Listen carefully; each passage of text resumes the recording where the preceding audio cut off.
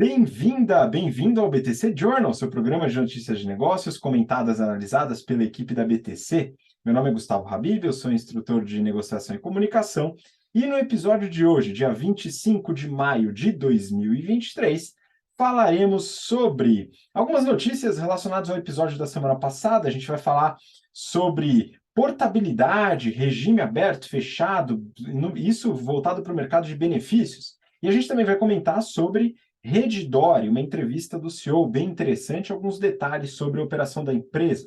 Vamos comentar sobre estratégia com alterações e planos da Vivo e também a Ambev e a continuidade daquela crise relacionada à Bud Light. Por fim, a gente vai comentar sobre estrutura de capital, usando aí como exemplos uma notícia da Ânima Educação e outra da Alpargatas, assim como os resultados da empresa das Havaianas. E para me acompanhar aqui nesse episódio, estou com a agradabilíssima presença do nosso instrutor de negociação e estratégia, Yuri Salomone. Yuri, bem-vindo de volta.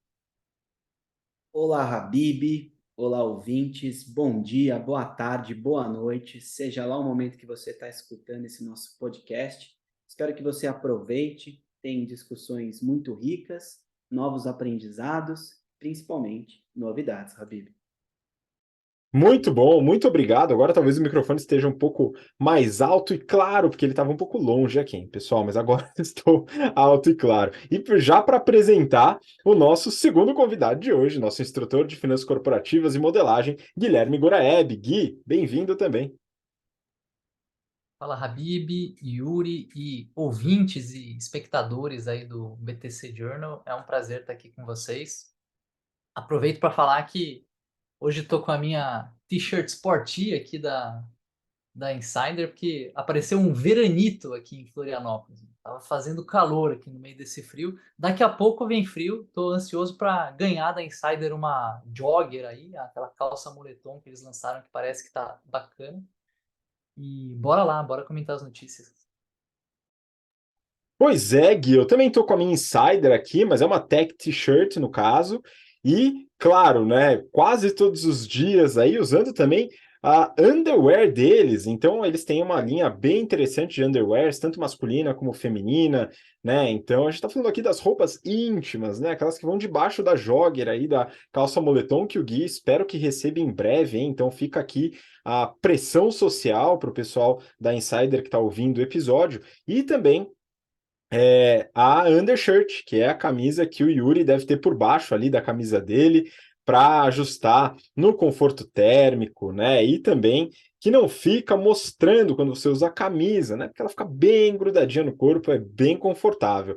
Então, o conforto é algo que a Insider preza bastante, principalmente nas underwears, né? Então, não incomoda, não tem etiqueta que pinica, né? Aqueles tecidos meio abafados, definitivamente não. É bem macia, né? Os tecidos são bem interessantes e eles se ajustam no corpo sem apertar, então não é aquele ajustado que fica desconfortável. E também tem a tecnologia antibacteriana da Insider, aquela que fez sucesso durante a pandemia também, mas é um tecido antibacteriano que ajuda bastante na higiene e também garante uma certa confiança e um conforto adicional sem eventuais odores que podem surgir, né? Então é algo, uma linha bem interessante. Se você não conhece a linha de underwears da Insider, eu acho que vale a pena dar uma chance, conhecer, né? Lá no site da Insider você tem acesso, o link está aqui na descrição, e é claro que você tem um descontão com o cupom BTC12, né? Então, utilizando esse cupom, para você que acompanha a gente por aqui, você tem 12% de desconto em toda a loja Insider Store. Então, aproveita. E a gente também está aqui na BTC com inscrições abertas para os nossos cursos. A gente tem o General Business Program para você que está entrando no mercado de trabalho e quer se preparar para alavancar sua carreira, seja em consultorias estratégicas, no mercado financeiro, grandes empresas, startups. É o curso desenhado para você que está no início de carreira.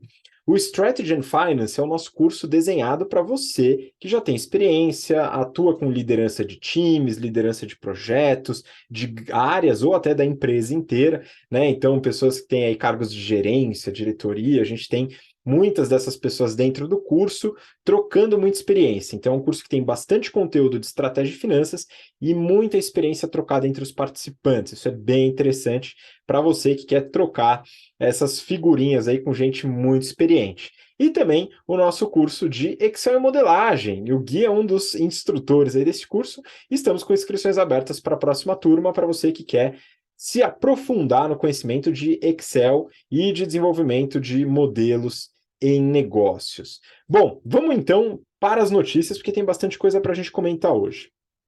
Então é o seguinte, eu estava tranquilo na semana passada quando recebi a ligação de um amigo e parceiro aí também de cliente, que é o João Sabino, que trabalha no iFood, na parte de relações públicas. Um abraço aí para o João, acompanha nosso conteúdo sempre, né? E ele deu uma colaboração legal para a gente complementar uma notícia da semana passada, quando a gente falou sobre o mercado de benefícios. E eu peguei aqui do valor econômico. Adiamento da portabilidade por MP pode reacender disputa no setor. E aí, Yuri, que comentou sobre esse tema na semana passada, vou pedir para ele complementar aí o que foi colocado para a gente poder enriquecer ainda mais essa discussão. Bora lá, Habib. Bom, primeiro eu gostaria de agradecer ao João, assim como você, por ouvir, por estar atento aí a todos os detalhes que a gente comentou na notícia. Ele, por estar envolvido nesse assunto também, tem até mais domínio do que a gente e compartilhou isso. Bom, além disso, João, eu vou fazer uma retificação aqui, conforme alertado por você. Bom, eu vou. Primeiro, que o decreto de 2021, as inovações trazidas pelo aquele decreto, em sua maioria, viraram leis. Então, são mais fortes que decreto. Esse é um primeiro movimento. O segundo, que é a discussão da MP 1173, Habib, entendeu que o prazo da regulamentação da portabilidade ela tem que ser melhor discutido. Então, passou aí um ano, jogou um ano para frente, vai ser discutido lá até maio de 2024, alguns assuntos, que é a MP 1173. Eventualmente, depois de discutido, pode vir a virar lei. Eu gostaria de mostrar 3 assuntos sobre que essa MP discute. O fim do rebate, ratifico o que foi dito a semana passada, foi bem explicado. Segundo, o arranjo aberto e arranjo fechado, que eu vou fazer uma retificação. E o terceiro, a questão da portabilidade. Bom, sobre o segundo, arranjo aberto e fechado, eu gostaria de explicar o que é. Arranjo fechado. Eu comentei que as líderes Alelo, VR, Ticket e Sodexo, elas trabalham no arranjo fechado. O que é isso? Elas são, ao mesmo tempo, emissoras, bandeiras e adquirentes, ou seja, verticalizaram o mercado, a sua cadeia, e isso faz com que se reduza a competitividade no setor. O que as novas entrantes pedem? Arranjo aberto. O que é o arranjo aberto? Uma Alelo, uma VR, uma Ticket, uma Sodexo, que são as líderes, por exemplo, serem aceitas aí em maquininhas da Rede, da GetNet, da Stone e outras, ou seja, que não seja aceito o cartão da VR na maquininha da VR, o cartão da Sodexo na maquininha da Sodexo. Com essa MP, busca-se o arranjo aberto, o que facilita para novas entrantes. Dito isso, arranjo aberto e arranjo fechado explicado. O terceiro ponto é sobre a portabilidade. O que é a portabilidade? É dar ao trabalhador o direito de portar o benefício para a bandeira que lhe interessa. O trabalhador vai escolher, independente da operadora, que a empresa escolheu como principal parceira. Para a gente ter aí uma correlação, ouvintes, é que nem o salário. Por exemplo, a empresa na qual eu trabalho, ela tem uma boa relação com o grupo Santander, por exemplo, e quer pagar os salários, quer pagar os benefícios todos lá pelo Santander. Até aí, ok. Eu, Yuri Salomone, tenho uma relação de longa data, por exemplo, com o Itaú. Eu tenho uma conta no Itaú há mais de 20 anos. Eu tenho um relacionamento com o Itaú que me dá benefícios melhores do que eventualmente o Santander me dá. O que eu peço? A portabilidade do meu salário para o Banco Itaú. Então, eu abro uma conta salário no Santander, a empresa deposita o meu salário no Santander e esse salário é transferido imediatamente para a minha conta no Itaú. Isso é a portabilidade. Dar ao trabalhador, no meu caso aqui, o meu direito de usar a conta no banco que eu quiser. A mesma coisa está sendo pedido por parte das empresas de gestão de benefícios. Então, as novas entrantes querem poder entrar no mercado sem precisar necessariamente fazer parcerias grandes com essas empresas. Então, são esses três os assuntos principais: fim do rebate, arranjo aberto e fechado e portabilidade. E um outro item é sobre a migração de benefícios. O PAT, o Plano de Alimentação dos Trabalhadores, que basicamente é o Vale Alimentação e o Vale Refeição, tem uma regulamentação super restrita e limitada. Só o PAT, por enquanto, tem benefício fiscal. As empresas empregadoras dão o benefício de alimentação e refeição e abatem isso, aos colaboradores, claro, e abatem isso do imposto de renda. Isso também vai ser discutido nessa MP 1173 para ver se outros eventuais benefícios terão ou não isenção de imposto de renda por parte dos empregadores que dão esses benefícios. Esses benefícios que vão além da alimentação e refeição, eles podem sofrer migrações entre eles. Por exemplo, o dinheiro que a empresa me dá para eu ir ao lazer, eu poder usar na academia, ou utilizar, em vez de ir ao teatro, eu poder viajar, em vez de viajar, poder comprar um item no e-commerce, que seja além da alimentação e refeição, que é super restrito. Basicamente, esse plano, ele orienta ou obriga as pessoas a comerem em detrimento de comprarem e serem consumistas. Então, tem um pouco de limitação aí no poder de escolha. Tirando alimentos e refeições, o que se quer é que estes outros benefícios possam ser trocados entre eles ao bel prazer do colaborador que está os recebendo. Então, Habib, somada aí a portabilidade, a notícia da semana passada, e retificando e ratificando alguns pontos que discutimos há uma semana atrás. Muito bom, ficou bem claro, e aqui a gente vê a importância também do trabalho de observar e adequar legislações em relação a determinados mercados, né? A gente já falou aqui sobre diversos mercados que têm dificuldade com a alteração de legislações ou que têm dificuldade em se adaptar a legislações atuais, e aqui a gente vê que a legislação para o mercado de benefícios pode ser alterada. A discussão sobre a MP foi adiada, né? Então o prazo foi para maio do ano que vem, mas essa discussão vai reacender em algum momento. Isso vai ter alguma finalização, né? Seja através de uma alteração, uma criação de uma nova lei ou da manutenção do modelo atual. Vamos acompanhar aí, ver o que vai acontecer. Vou seguir para a próxima notícia, que também dá sequência a algo que eu comentei na semana passada. Essa daqui é do Brasil Journal. Redditor consegue reajustes, mas vê longo caminho na sinistralidade. Bom, na semana passada a gente falou sobre a Sul América além da Hapvida. Comentamos sobre a alta sinistralidade nos planos de saúde e os reajustes nos preços que vem por aí. Você pode conferir os dados da Sul América no episódio da semana passada, caso você não tenha visto, beleza? Mas em relação à sinistralidade, ela estava ali próxima de 89%, que é um valor bastante alto, dado o histórico e dado a possibilidade de operação de um plano de saúde aqui no Brasil.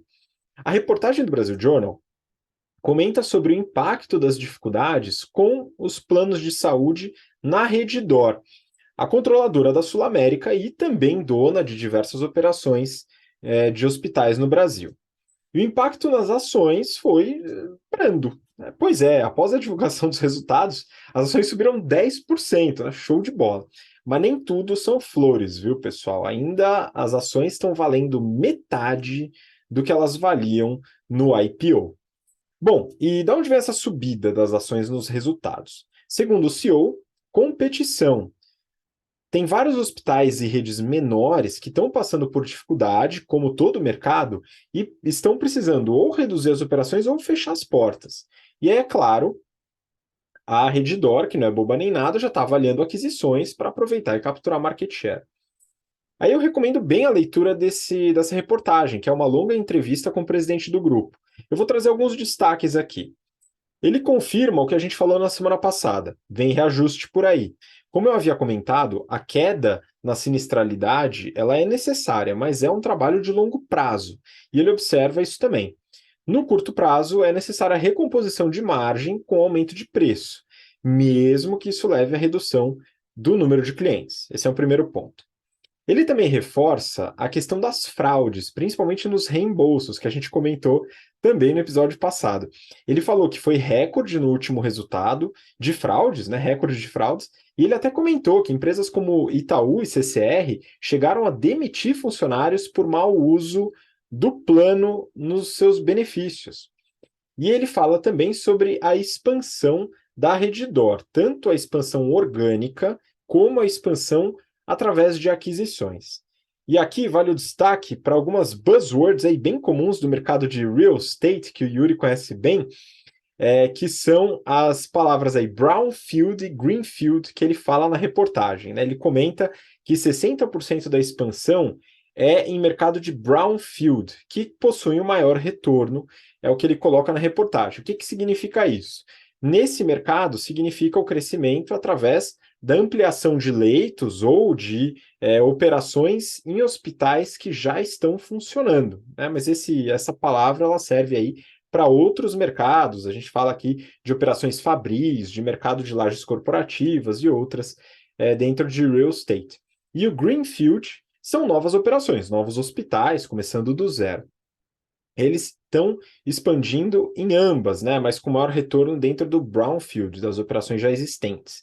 Em seguida, ele comenta sobre a alavancagem. Ele fala que eles sempre ficam entre 2 e 3 vezes a relação dívida líquida sobre EBITDA, que é uma relação saudável, a princípio, e eles pretendem continuar, a não ser que haja uma grande oportunidade para pegar, dar uma boa alavancada e realizar alguma aquisição grande, né? Não descarta essa possibilidade. Por fim, ele comenta sobre a aquisição da Sul América. Ele diz que a aquisição foi feita para principalmente diversificar, mas que não passou a ser o core business. O core business da Redditor ainda é a administração e operação de hospitais, né? Então, eles não devem seguir com uma união completa das operações, ou seja, a Redditor e os hospitais vão continuar trabalhando com outros planos e assim por diante. Então, é só uma diversificação. O que é curioso, dada a relação das receitas, a gente já vai ver isso.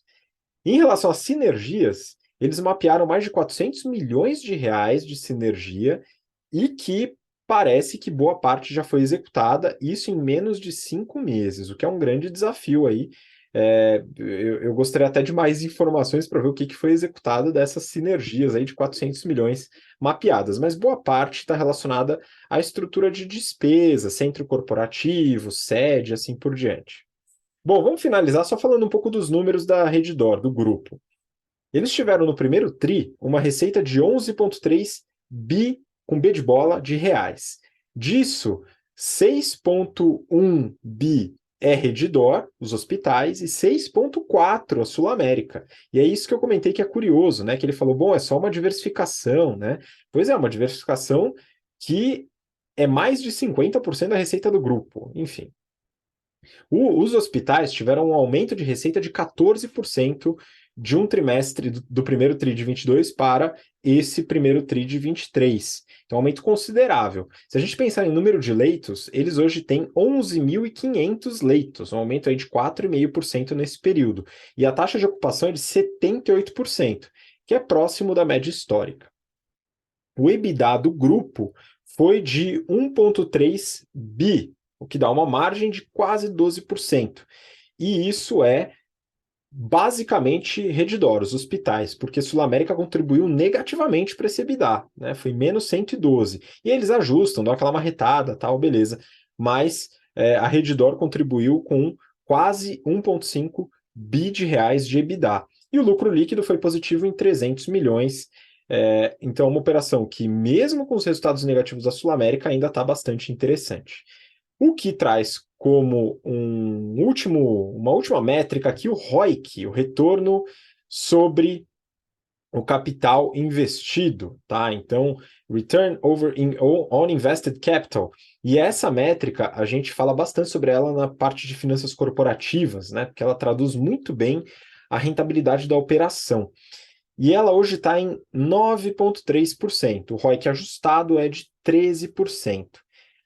13% ajustado já está um pouquinho melhor, mas ainda não é um bom ROIC se a gente pensar na atual taxa básica de juros no Brasil. Então é problemático, né? A gente tem uma taxa de juros em 13,75, um investimento sem risco, como o Tesouro Direto, traz aí um retorno líquido de mais ou menos 11% ao ano. Então, é dureza, né, de competir com isso, mas eles têm ainda um ROIC respeitável, só esperando um mercado um pouquinho mais palatável para poder alavancar. Vamos seguir para a próxima notícia. Agora a gente vai mudar um pouquinho de tema, vamos falar sobre estratégia e começar com essa notícia do Neofeed. Os planos de Christian Gebara para a Vivo virar uma empresa tech. Gui, queria que você comentasse um pouco sobre esses planos aí da Vivo. Bora lá, gente. Bom, então essa matéria ela saiu aqui um pouco depois da divulgação dos resultados da Vivo, né? Ela comenta os resultados, além de ter feito essa entrevista com o Christian, o CEO da Vivo. Os resultados do primeiro trimestre desse ano, né, de 2023. E o Christian, inclusive, ele já ocupa essa cadeira de CEO da Vivo há mais de 4 anos, né? E ele fala aí sobre os planos para o futuro.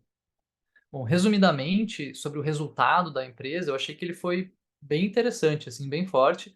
Eles tiveram um crescimento de quase todas as linhas de receita, né? Se mantiveram como líderes no segmento de telefonia móvel, market share de 39%, e com crescimento da receita de 16% ano contra ano aqui na telefonia móvel. A receita que eles chamam de core fixa, né, que inclui dados, inclui fibra, teve crescimento de 13%, e a única linha de receita que caiu foi de telefone fixo. Bom, destaque para as linhas de fixa de dados, né, que é a parte ali de...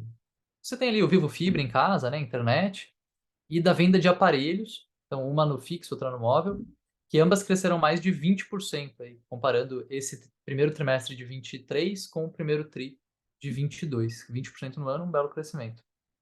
A Vivo teve aí no resultado 12,7 bilhões de receita, 49 bilhões de EBITDA e 835 milhões de lucro líquido. Está avaliada hoje na bolsa a quase 70 bilhões de reais, que é mais que o dobro do que a TIM. Também tem capital aberto aqui. Então, enfim, eles estão crescendo em quase todas as linhas, tem um market share ali de primeiro colocado, né? Estão com um valuation super legal, mais que o dobro do concorrente, e como crescer, né? Então, a minha leitura aqui sobre os movimentos CEO é que isso envolve utilizar a base de usuários da Vivo para vender novos serviços. Ou seja, ou eles vão ser o canal de distribuição para produtos além da telefonia móvel que são de terceiros, e aí eles vão fazer isso através de um parceiro, e nesse caso, o que eles conseguem oferecer é um custo de aquisição, um CAC baixo para esses parceiros, ou a Vivo vai oferecer serviços que ela mesma vai introduzir no mercado, né? Sobre as parcerias, eles estão olhando ali diversos tipos de parceria, diversos formatos de parceria diferentes. Para conteúdo de entretenimento, por exemplo, a Vivo já atua distribuindo Netflix, Globoplay, né, o HBO, e ela recebe um percentual da receita por isso, né, o famoso revenue share. Em conteúdo de educação, ela fez uma joint venture com a Anima, que a gente vai ter notícia para comentar daqui a pouco, onde a Anima fica responsável pela produção do conteúdo, enquanto a Vivo cuida da distribuição de conteúdo. Isso aqui é um ponto muito interessante, Bíblia. Até fazendo um parênteses aqui, né? Eu trabalhei na Educar e produzir conteúdo é um negócio caro, produzir um conteúdo de qualidade. E conseguir distribuir esse conteúdo para uma escala muito grande é algo que é desafioso e que é fundamental, né? É um desafio e é muito importante porque aí você consegue diluir esse custo de produzir um excelente conteúdo, né? Que não é barato. E aí, então, a gente falou de conteúdo de entretenimento, conteúdo de educação, e entrando no crédito, que é a terceira vertical, a matéria comenta que a Vivo fez algumas negociações com instituições financeiras, mas que isso não evoluiu. Aí acho que vale lembrar aqui que a Vivo ela possui um braço de Corporate Venture Capital, né, o CVC, que no caso da Vivo é chamado de Vivo Ventures ou Waira, E o que que é isso, né? É um fundo de venture capital, no caso da Vivo, um fundo de 320 milhões de reais, que ele investe em startups que têm o objetivo de fortalecer o negócio atual ou desenvolver novos modelos de negócio, né? Então, ele quer empresas que ele possa ser cliente da Vivo, que ele possa distribuir aquele produto através da Vivo, enfim, que ele consiga, de alguma maneira, beneficiar o negócio principal, né? Diferente de um venture capital mais tradicional, digamos, que quer comprar e vender mais caro. Ele quer beneficiar o negócio da Vivo, que é, enfim, a tese dos Corporate Venture Capitals, né? Bom, o CVC da Vivo, né, o Vivo Ventures, ele, em agosto do ano passado, 2022, entrou no Series A da Clave, que é uma startup brasileira aqui, né, uma startup voltada para o mercado financeiro, que ela utiliza análise de dados através do Open Finance e ela entrega uma análise de crédito para os seus clientes, ou seja, ela permite que o cliente dela, mesmo que não tenha expertise em concessão de crédito, consiga fazer isso de uma maneira mais assertiva, né? E aí podendo talvez dar mais crédito, ou dar um crédito com uma taxa mais adequada ao risco daquele perfil, né? E ela consegue todo esse acesso de dados através do Open Finance. E a Vivo também investiu, no caso a Vivo Ventures, né, também investiu na Clube no final do ano passado, né? A Clube é uma empresa também, uma startup super nova, que gerencia consórcios, que é uma alternativa ao financiamento, é uma alternativa ao crédito. Ou seja, a Vivo está fazendo diversos investimentos em diferentes frentes, com diferentes modelos de parceria, tudo para conseguir utilizar melhor a proximidade e presença que ela possui no Brasil hoje. Hoje a Vivo tem mais de 100 milhões de clientes e mais de 1,8 mil lojas espalhadas pelo Brasil. Uma das oportunidades que o Gebara destaca, o CEO, é justamente a oportunidade financeira, né? Ele comentou que 70% dos brasileiros hoje não possuem um cartão de crédito. Eu fiz uma pesquisa breve aqui, encontrei dados de 2021, que coloca que 34 milhões de brasileiros não possuem acesso a banco, não tem conta, não tem nada. Ou seja, ele está de olho aqui numa oportunidade grande no Brasil, que é a inclusão financeira, que é a mesma oportunidade que diversas fintechs e bancos que nasceram nos últimos 10 anos estão de olho. Lendo essa matéria, isso me lembrou um pouquinho do M-Pesa. Não sei se você chegou a ouvir já, se o ouvinte conhece esse case, né? Inclusive, eu achei um artigo de Harvard, mas não é da escola de negócio de Harvard, é da escola de... tem o viés público, né? De educação para administração pública de Harvard. Que eu estava lendo aqui mais cedo sobre o case, e é um case onde a Vodafone, né, ela em 2007, ou seja, mais de 15 anos atrás, ela começou a bancarizar, de certo modo, a população lá do Quênia, através de um modelo que era muito parecido com o Pix, que permitia a transação financeira instantânea entre pessoas usando o SMS. E aí eles não precisavam de um intermediário bancário. Então eles conseguiam que pessoas que não tinham conta em banco fizessem transferências uma para outra. É um case assim super legal, super interessante. M-Pesa, M-P-E-S-A. Então, assim, mais de 15 anos, uma operadora de telecom atuando para incluir financeiramente a população. Acho que tem uma certa inspiração aqui nesse movimento da Vivo de ir para o lado financeiro, de ir para a parte de crédito, de consórcio, enfim. Bom, o CEO comenta que esses serviços diversos, eles possuem uma margem EBITDA menor do que o core business de telecom da empresa. Porém, eles não demandam os investimentos bilionários que são feitos em infraestrutura. Aqui ele mostra que entende o conceito de EVA, né, ou valor econômico agregado, que a gente aborda lá nas aulas de finanças corporativas do EBP, que o Renato também aborda em finanças corporativas no curso mais avançado da BTC, onde ele está usando o quê? Ele está aumentando o lucro operacional sem aumentar o capital operacional, né? Ou seja, ele efetivamente está gerando mais valor para a empresa, está aumentando o EVA aí da empresa. Para fechar, o Gebara diz ainda que quer posicionar a Vivo como uma empresa de tecnologia digital, né? Sem dúvida, tem uma implicação aqui muito forte relacionada à valuation, né? Visto que as empresas de tecnologia negociam a múltiplos bem maiores que as empresas de telecom. Para citar alguns exemplos, o EV/EBITDA do Google, por exemplo, é 4 vezes maior que o da Vivo. É quase 17, enquanto o da Vivo é 4. Sem falar em Apple, Microsoft, que tem múltiplo acima de 20 vezes, né? O EV/EBITDA especificamente. Bom, eu achei essa matéria assim super completa, super interessante. Eu confesso que eu, né, fui olhar o resultado da Vivo e achei bem legal a apresentação que eles fazem. Para quem não sabe como é que faz isso, não tem costume, digita lá no Google Vivo IR ou RI, né, de relação com investidores, e vocês vão encontrar o o site de relacionamento com investidores e vai ter os materiais para download lá. Bom, enfim, achei a matéria super interessante e fiquei muito curioso para entender como que o Christian vai coordenar todas essas diversas iniciativas em várias áreas diferentes, em vários formatos, enquanto mantém o core business crescendo e entregando bons resultados, sendo líder de mercado. Achei bem interessante aí a gente acompanhar a Vivo nos próximos resultados. Pois é, e eu particularmente acho um absurdo uma empresa como o Google negociar a múltiplos maiores do que o da Vivo. Afinal, para quem é da área, sabe que engenharia de telecomunicações é muito mais difícil do que engenharia de computação. Se você discorda, coloca aí nos comentários, a gente vai levantando as tretas aqui para o YouTube, não é verdade? Enfim, brincadeiras à parte, brincadeira mais ou menos. Vamos seguir para a próxima notícia, aqui também falando sobre estratégia. E aqui o Yuri, nosso especialista em estratégia, né? Acho que gostou da notícia aqui, porque envolve um tema que é a discussão em todas as turmas que ele ministra aulas, né? Valor econômico, vendas da Bud Light continuam em queda e a Bembev pode desencadear guerra de preços. Pois é, Yuri, falar sobre guerra de preços é sempre muito legal junto com os alunos, com as alunas, né? Mas aqui o negócio parece que é consequência de algo que a gente já comentou no passado. Então, vamos lá, comenta um pouquinho sobre a notícia.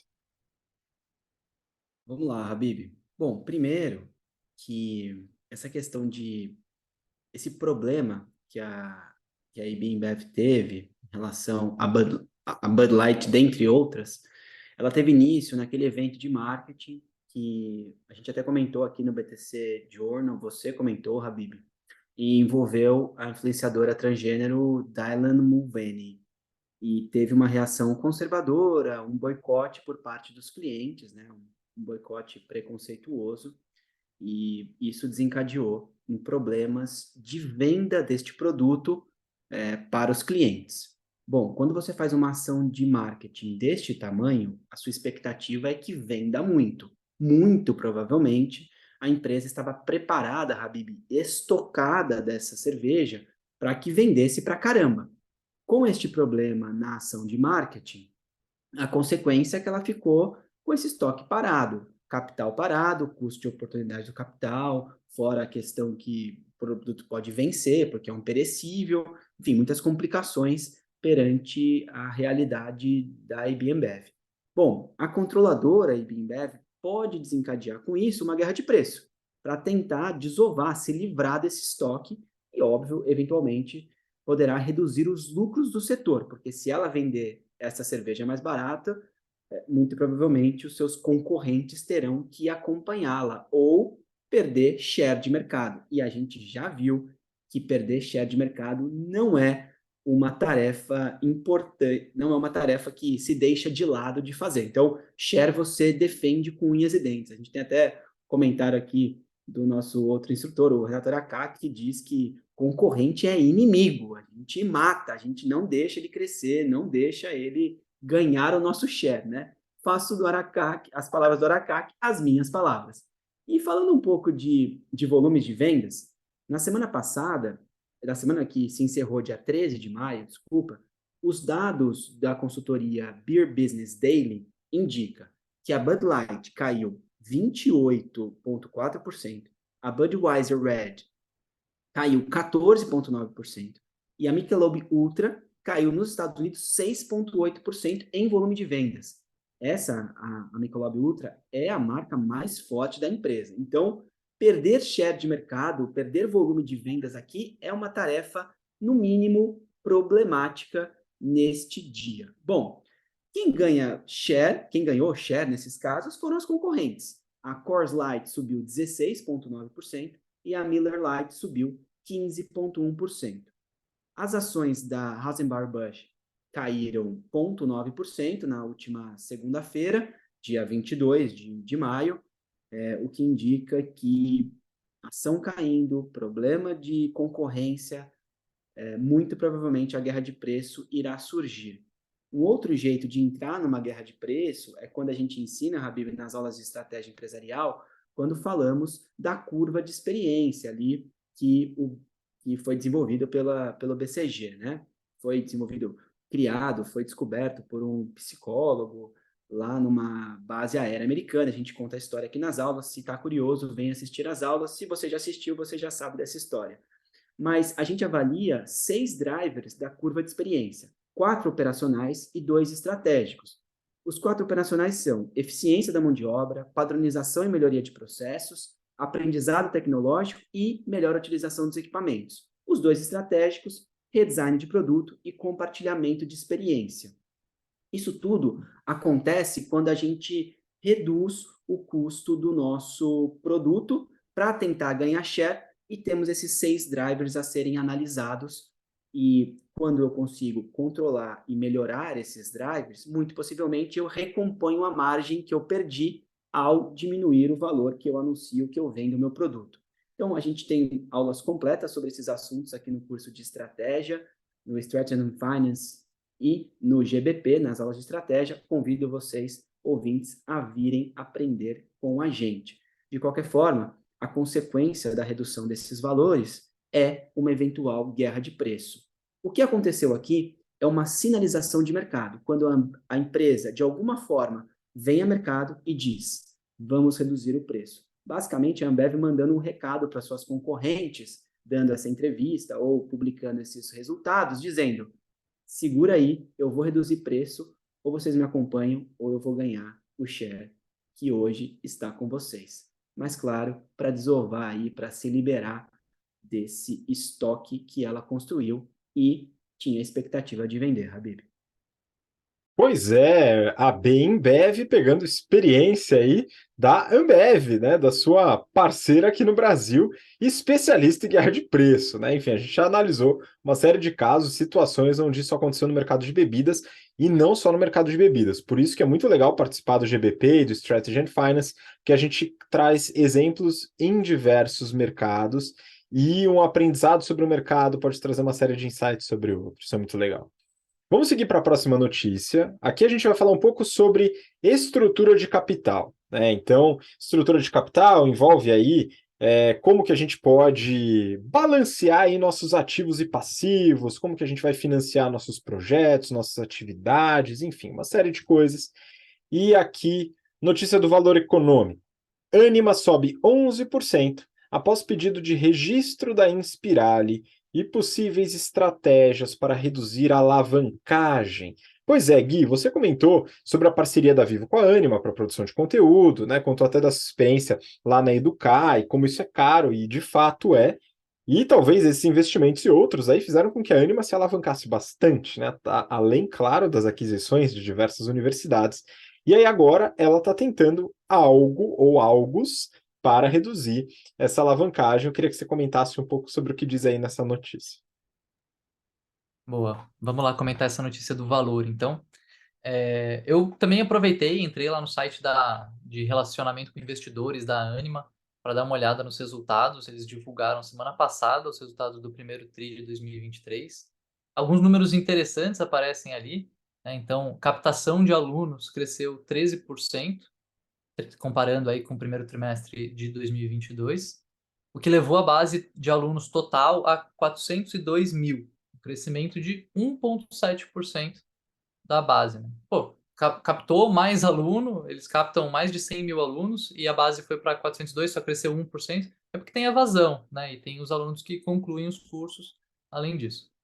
Bom, isso foi acompanhado por um aumento no ticket médio nos 3 segmentos de atuação da Anima, tá? São eles Anima Core, Ensino Digital e Inspirali. Eles tiveram um aumento de 2%, 9% e 8%, respectivamente.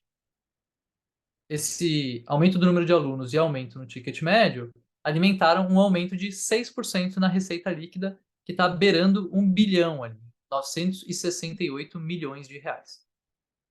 A notícia ela destaca que a Inspirali solicitou um pedido de registro de emissor de valores mobiliários categoria B perante a CVM. E daí? Isso vai possibilitar que ela emita títulos de dívida para o público em geral, né? Ou seja, vai possibilitar que ela capte dívida com quem quiser comprar, quem quiser emprestar dinheiro para a Anima. No caso aqui, a Inspirali, essa unidade de negócio da Anima. Que unidade que é essa, né? É a unidade da Anima que é responsável por operar os cursos de graduação de medicina. E só isso. E aí, por que separar essa unidade, né? O grande atrativo dessa vertical é o ticket médio, que foi nesse primeiro trimestre de R$ 8.745, que é mais do que 11 vezes o ticket médio da Anima Core, onde estão os cursos de graduação, todos os outros, que não os de medicina, e os cursos de pós-graduação, ensino básico e técnico. Tá? E aí, lembrando, né, a terceira unidade é de ensino digital, onde estão os cursos digitais, né, não presenciais. Bom, além disso, a matéria comenta também sobre o rumor de que a Anima estaria procurando um investidor para reduzir a sua dívida, ou seja, o movimento aqui de fazer uma emissão primária de ações, injetar dinheiro novo na empresa e usar esse dinheiro para pagar algumas das dívidas da empresa. Isso aqui também tem muito a ver com o tema que a gente discute lá em finanças corporativas, que é a estrutura de capital. A gente fala de emissões primárias, emissões secundárias e de alavancagem, né? A alavancagem da Anima é um tema sensível já há alguns trimestres. No quarto trimestre de 2021, por exemplo, o índice dívida líquida sobre EBITDA bateu 6,2 vezes. Quem acompanha aqui o BTC Journal sabe que, como métrica de mercado, aí, é comum considerar 3 vezes como um limite superior. Né? Assim, você não quer passar de 3 vezes a relação dívida líquida EBITDA, senão você já está considerado uma empresa muito arriscada, uma empresa muito alavancada. Né? Claro que isso pode mudar ali, dado algumas diferenças de contexto de uma empresa para outra. Né? Quanto mais previsível a receita da empresa, melhor ela pode se alavancar um pouquinho mais, por exemplo. Bom, quando a gente olha um horizonte de tempo de 2 anos, isso está lá no resultado que eu vi no site de relacionamento com investidores da Anima, dá para perceber que ela tem feito esforços para reduzir esse índice de alavancagem. Né? A dívida líquida ela não tem flutuado tanto e o EBITDA tem crescido nos últimos 2 anos, o que levou esse índice de 6 lá em 2021 para 4 ou 3,9 agora. A matéria comenta também que o Citi divulgou um relatório afirmando que uma possível transação poderia ser positiva para a empresa, algo como a Anima já fez no passado com a venda da FMU, Faculdades Metropolitanas Unidas, né, a faculdade lá em São Paulo, para a Farallon, por 500 milhões de reais. Eles comentam aqui sobre uma eventual cifra de 1 bilhão de reais. Quando a gente olha lá o índice de dívida líquida por EBITDA da Anima, 1 bilhão de reais, se eles pegassem essa cifra e quitassem de dívida, eles iam sair dos 3,9 de alavancagem que eles estão hoje para 2,5, um múltiplo bem mais confortável para a operação, que isso deixaria de ser um problema, pelo menos no curto prazo. Boa. Então é o seguinte, a gente vê a Anima aqui lutando bastante para reduzir sua alavancagem, mas como o Gui comentou, é um trabalho que está sendo feito, né? Então reduziu de 6, me parece uma alavancagem razoavelmente arriscada, para 3,9, né? E agora entrando nos eixos. E essa possibilidade, eu vou te falar, viu, Gui? Depois até de analisar todo o histórico relacionado à Cogna, que é uma outra empresa do setor de educação, e que realizou um movimento muito interessante de estrutura de capital, eu acho um chute, hein? Um chute aqui, que é possível que possibilitemos aí o público de investir apenas na Inspirali. Vamos ver, né, se isso vai... Isso aqui não tem nada oficial, hein, pessoal? É só um chute aí, um exercício de futurologia da minha parte, né? Mas, pelo menos, a possibilidade de emitir dívida focado para essa operação já é um caminho interessante. Vamos seguir? Próxima notícia, agora a última notícia do BTC Journal. Eu peguei aqui do Neofeed. Na Alpargatas, bloco de controle faz oferta por até 32 milhões de ações. Tem uma notícia também sobre o mesmo tema do Brasil Journal, que eu também dei uma lida e vou puxar algumas informações. Enfim, aqui estamos falando sobre uma oferta pública de ações, ou OPA, feita pela controladora da Alpargatas, a MS Alpa. E a ideia é comprar 32 milhões de ações da companhia. Vamos trinchar um pouco. Né? Primeiro, o OPA, né, oferta pública de ações, é diferente do IPO, né, oferta inicial de ações. Então, aqui é uma empresa que já negocia na Bolsa, buscando um novo aporte, né, de certa maneira. Só que aqui, no caso de uma empresa que já controla a Alpargatas. A MS Alpa é uma empresa controlada pela família Moreira Salles, que são os herdeiros lá do Unibanco, agora também uma das duas famílias controladoras do Itaú, junto com os Setúbal. E a gente pode considerar que dela fazem parte as seguintes controladoras da Alpargatas, que estão dentro da sua estrutura de capital como controladoras, a Cambuí Alpa Holdings e a Alpa Fundo de Investimentos em Ações. Hoje, eles têm aí somados 43% das ações ordinárias, ou ONs, que são as ações que dão direito a voto, tá? Ou seja, que, em tese, controlam o direcionamento estratégico da empresa. E eles têm também cerca de 12% das preferenciais, ações preferenciais, ou PNs, que são as ações que têm preferência na distribuição dos dividendos.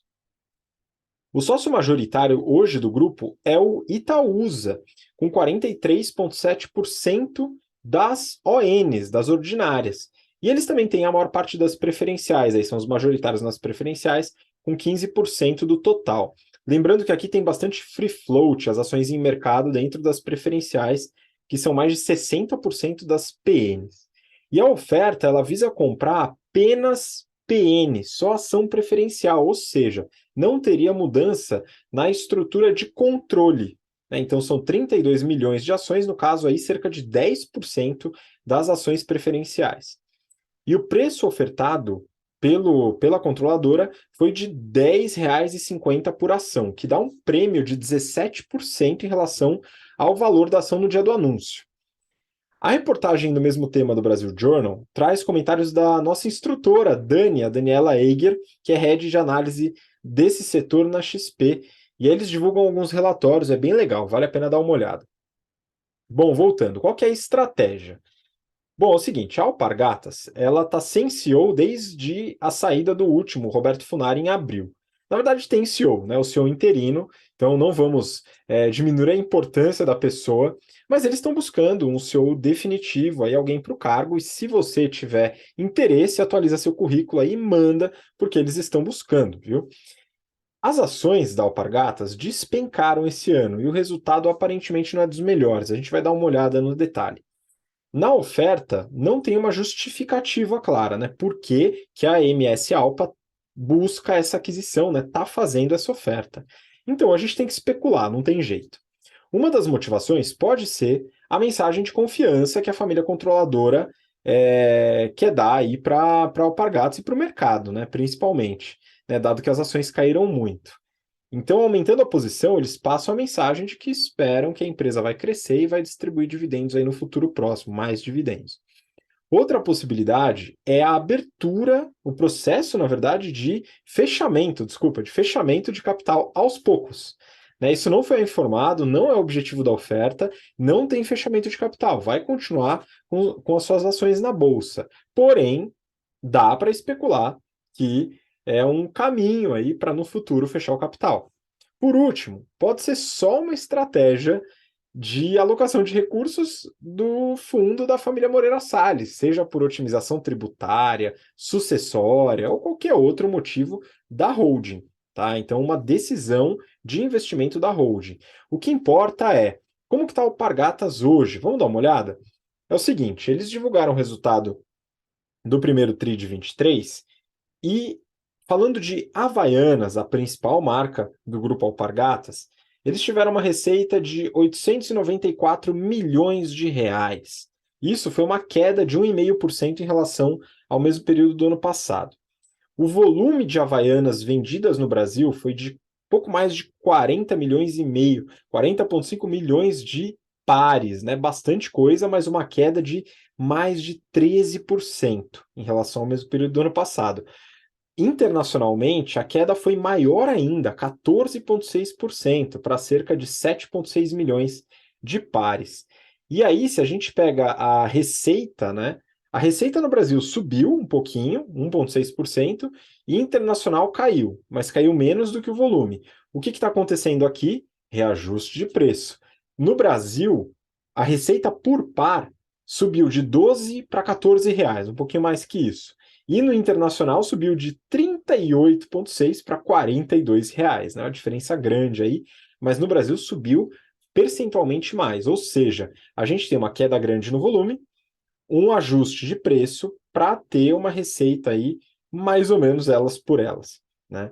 Além da Havaianas, tem uma outra marca que foi adquirida pelo grupo, que é a Rothy's, que é uma marca americana, e o resultado está até em dólar, né? Eles tiveram uma receita de cerca de 31 milhões de dólares, que foi uma queda de 3% em relação ao mesmo período do ano anterior.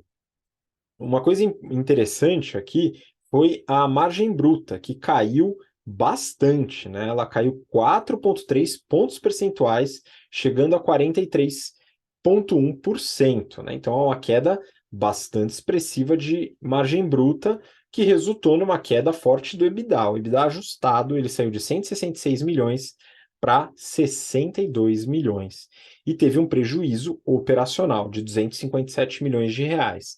Então, a empresa ela teve, com a queda de volume, né, teve o reajuste de preço, porém isso não foi suficiente para cobrir todas as despesas que a empresa teve no período, tá? Isso aqui é muito importante. Então, eles tiveram esse aumento, né, essa redução, né, na margem bruta e na margem EBITDA, e foi bastante expressiva, resultando numa queda abrupta da sua métrica principal de retorno, que é o ROCE, o ROCE, que é o retorno sobre o capital empregado, que saiu de 34% para 2%. Né? Então a queda aqui foi bem expressiva. Isso aqui é indicado sobre um EBITDA ajustado, tá? Um resultado ajustado, porque o resultado contábil foi negativo. Né? Mesmo assim, a queda é bastante forte e o grupo Alpargatas vai ter que dar um jeito aí de conseguir reverter esse resultado. Vamos ver se esse anúncio da oferta de ações vai dar uma animada um pouco mais no mercado, mas é importante que as operações sejam ajustadas e eles consigam vender mais chinelo. Bom, essa foi a última notícia do BTC Journal dessa semana, então queria muito agradecer a participação dos meus colegas aqui. Yuri, muito obrigado pela participação de novo. Obrigado, Habib, obrigado, ouvintes, Goraieb. Tenham todos uma excelente semana, obrigado e até a semana que vem. Muito obrigado e obrigado, Gui, de novo pela participação também. Habib, Yuri, ouvintes, espectadores, valeu, foi um prazer estar aqui com vocês. Gostei bastante de analisar as notícias dessa semana, especialmente da Vivo, puta negócio. E, enfim, fica a pressão lá pro pessoal da Insider, ver se eles mandam a calça pra gente experimentar. Valeu, pessoal, até semana que vem. Muito bom, essa calça eu também não tenho, hein? Para poder falar sobre essa calça, eu preciso vestir, hein, pessoal? Fica a dica aí. Enfim, obrigado você que acompanha a gente até agora, pelo interesse e pela paciência. A gente se vê então na próxima semana para mais um episódio do BTC Journal. Um grande abraço, até lá. Tchau, tchau.